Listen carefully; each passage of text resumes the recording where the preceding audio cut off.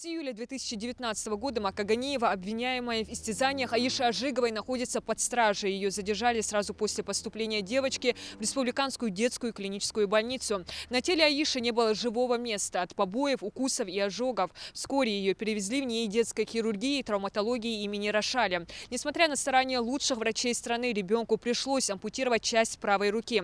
Ну а сегодня женщине, по вине которой Аиша навсегда осталась инвалидом, вынесут окончательный приговор. Последнее слушание по делу проходит в Сунжинском районном суде. На закрытое судебное заседание доставили обвиняемую Маку Ганиеву. Не понимаете, какой вред вы нанесли? Вы жалеете о содеянном? В совершении преступления обвиняют также и сожителя Маки Ису Марзиева. Сегодня он тоже на последнем заседании. В ходе следствия находился под подпиской о невыезде. Показания против него дала не только девочка, но и сама Мака. Малолетняя Аиша проживала с тетей и ее сожителем под одной крышей больше года. Это время для девочки стало жестоким испытанием. Поначалу женщина, пытавшая Аишу, отрицала свою вину. С ее слов, все травмы ребенок получил сам. После возбуждения уголовного дела все-таки признала, что избивала Аишу. Однако обвиняемый Иса Марзиев свою вину и причастность до сих пор отрицает. Ганиева Мака, скажем так, не захотела одна идти по этому делу, и, соответственно, она дала показания против своего сожителя. По словам представителей Следственного комитета, расследование было морально тяжелым. Вина Маки и Исы, заявляют, была очевидна. Но сотрудники провели большую работу по установлению всех обстоятельств дела. Социальная справедливость восстановлена спустя 2 года. Итоговый вердикт о виновности озвучен. Суд приговорил Маку Ганиеву к 6 годам реального лишения свободы общего режима, а ее сожителю Исе Марзиеву дали 2,5 года в колонии строгого режима. Осужденный заключен под стражу в зале суда. Они признаны виновными в совершении преступления, предусмотренного пунктом А части 3 статьи 111 Уголовного кодекса Российской Федерации. Умышленное причинение тяжкого вреда здоровью малолетнего с особой жестокостью группы лиц по предварительному сговору. Следствием и судом установлено, что осужденная в декабре 2018 года поселила 7-летнюю племянницу по месту своего жительства в городе Сунжи, где она проживала с сожителем и двумя своими малолетними детьми.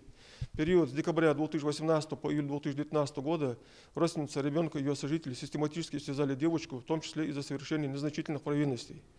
В результате действий злоумышленников здоровью ребенка был причинен тяжкий вред.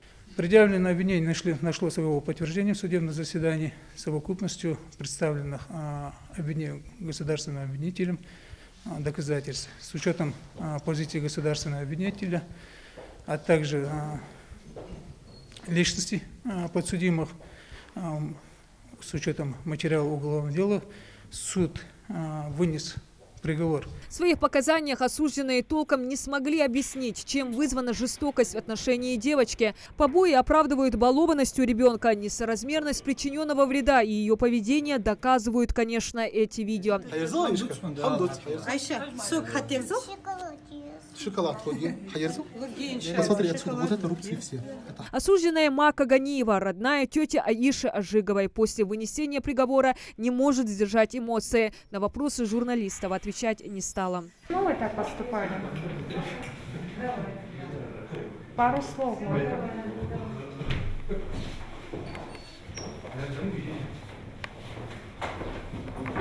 За все это время не хотелось попросить прощения у девочки? Сделали? Вы ничего не делали? А кто тогда издевался над ребенком? Защита Исы Марзиева не считает вынесенный приговор справедливым. Адвокат отмечает, что его подзащитным вина не признана. И сам обвиняемый насилие над девочкой не применял. Вот как вам объяснить, исследованными в ходе судебного следствия доказательствами вина его не подтвердилась. То есть обвинительный приговор построен на ярко выраженных противоречивых показаниях как потерпевшей, так и обвиняемой Ганиевой Маки. Правда, потерпевшая сторона отмечает, что вина сожителя Маки Ганиевой была доказана следствием. Это подтверждают и показания малолетней Аиши. Данный приговор мы считаем мягким.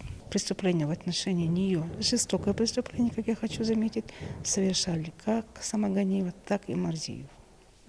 В связи с этим считаем, что вина вышеуказанных лиц в совершении инкриминируемого преступления доказана. С учетом характера и степени общественной опасности совершенного преступного деяния обвиняемым назначено наказание. Однако гособвинение запрашивало для тети девочки по отцовской линии 8 лет колонии общего режима, а для ее сожителя 8 лет строгого режима. Аиша тем временем продолжает проходить реабилитацию. С ней до сих пор работает целая команда специалистов. Сейчас девочка проживает с биологической матерью и родными братьями. Диана Дударова, Адам Далаков, Новости 24.